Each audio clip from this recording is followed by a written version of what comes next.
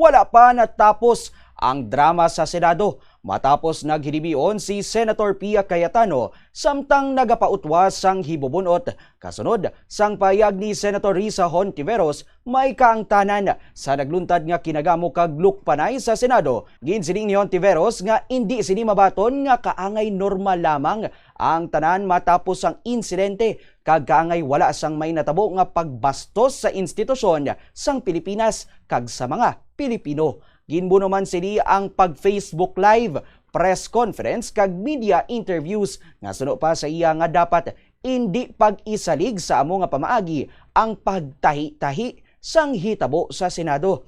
Dugang pa sang senadora nga hindi dapat pag-ikonsiderar nga gamay nga bagay ang amo nga insidente bangod sila sa Senado na hibaluan mismo kung ano ang sala kag insakto. Yari si Senator Risa Hontiveros sa iya nangin pahayag. Para bang walang nangyari, na para bang hindi nabastos ang ating institusyon at lalong hindi dapat inaasa sa mga Facebook Live ang pagtatahi-tahi ng mga pangyayari. Ganito na ba talaga kababa ang inabot ng ating politika sa Pilipinas? The situation stooped so low that here, may pwedeng magkasa ng baril sa harap ng mga sibilyan. Kahit kailan, hindi yan nangyari sa Pilipinas. Kahit panahon ng kudeta, not even during the darkest days of martial law, did gunfire erupt within our halls. Whether we stand in the minority or in the majority, the Senate as an institution has sustained a profound injury to its dignity, credibility, and moral authority before the Filipino people. When aggression is normalized and humiliation is treated as political currency, we cannot have a culture that proudly treats fellow Filipinos as enemies to be defeated, all in the name of clout.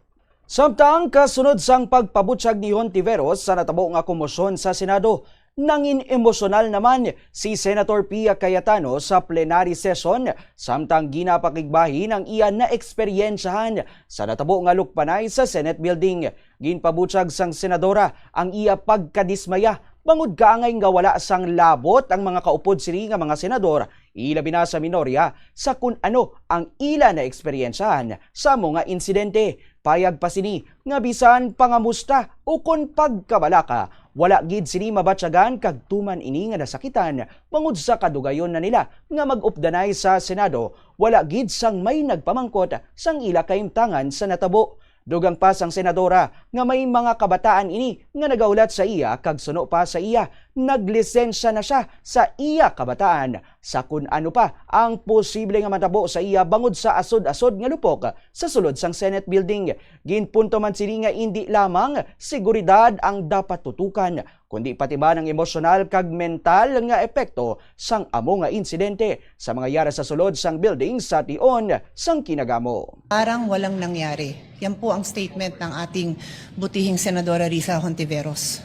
Siguro po para sa inyong mga wala dito, pero para sa amin na nandito, napakaraming nangyari. Takot na takot po ako na kailangan ko na magpaalam sa mga anak ko para sabihin nyo na walang nangyari. Napakasakit para sa aming lahat na nandito.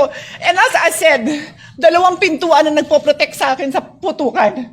Pero yung media, yung Senate staff, yung hindi naman makauwi dahil sila ang security, sila ang elevator women and boys natin, nandoon po sila. So dear colleagues, napakarami nang nangyari. And one more thing, wala ho akong sinisisi. Pero nung pagkatapos ng lahat, pagtingin ko ng group natin, yung dating majority group, walang di isa sa inyong nangamusta sa amin.